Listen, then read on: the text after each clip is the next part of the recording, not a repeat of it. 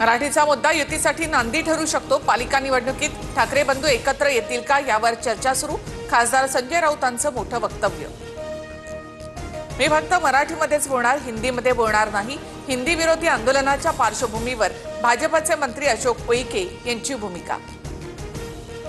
बा नांदगावकर आणि अनिल परब यांची भेट। मोर्चाच्या नियोजनासंदर्भात अनिल परब आणि नांदगावकर यांच्यामध्ये तासभर चर्चा।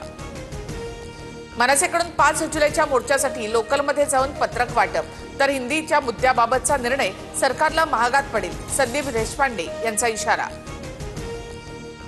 मराठी भाषेलाच प्राधान्य, हिंदी भाषेची कुठेही सक्ती केली नाही।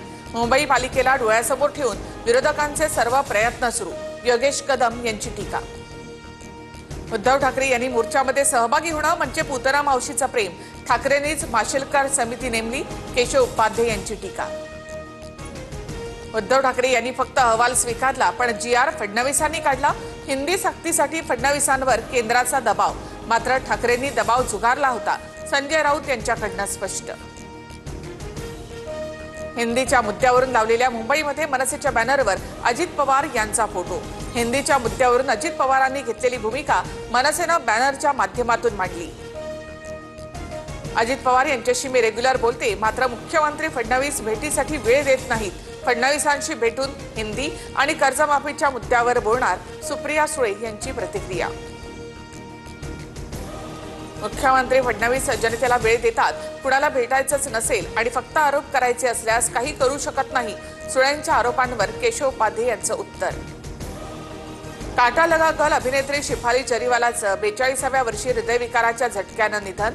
पोलिसांनी आतापर्यंत 5 जणांचे जबाब नोंदवले। कार्यकर्त्यांच्या हितासाठी निर्णय घ्यावा लागेल। उद्या भाजपत किंवा राष्ट्रवादीत गेलो तरी तो सन्मान असेल। काँग्रेस नेते कुणाल पाटील यांचं वक्तव्य। भाजप प्रदेशाध्यक्षपदी रवींद्र चव्हाण यांची नियुक्ती होणार। रवींद्र चव्हाण 30 जूनला अर्ज भरणार। 1 जुलैला चव्हाणांची सर्वानुमते नियुक्ती जाहीर केली जाणार।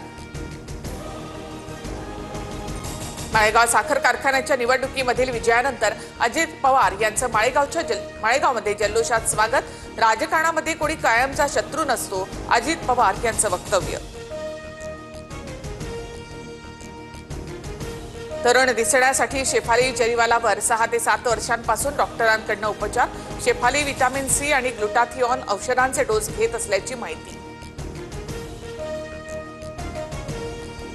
साकीब नाचनचा दिल्लीमध्ये उपचाराच्या दरम्यान मृत्यू। साकीब महाराष्ट्र ISIS मॉड्यूलमधला मुख्य आरोपी। तरुणांना अतिरेकी कारवायांसाठी प्रवृत्त केल्याचा साकीबवर आरोप। कर्जमाफीची आठवण करून देत रोहिणी खडसेंकडून मुख्यमंत्री आणि उपमुख्यमंत्र्यांच्या कटआउटला गाजराचा हार, तर रोहिणी खडसेंच्या घरातही एक केंद्राचं मंत्रीपद। योगेश कदम यांची टीका। लाडकी बहीण योजनेला मोठी कात्री लागणार। इन्कम टॅक्स भरणाऱ्यांना योजनेचा लाभ घेता येणार नाही। आयकर विभाग लवकरच करदात्यांची माहिती सरकारला पुरवणार। सूत्रांची माहिती।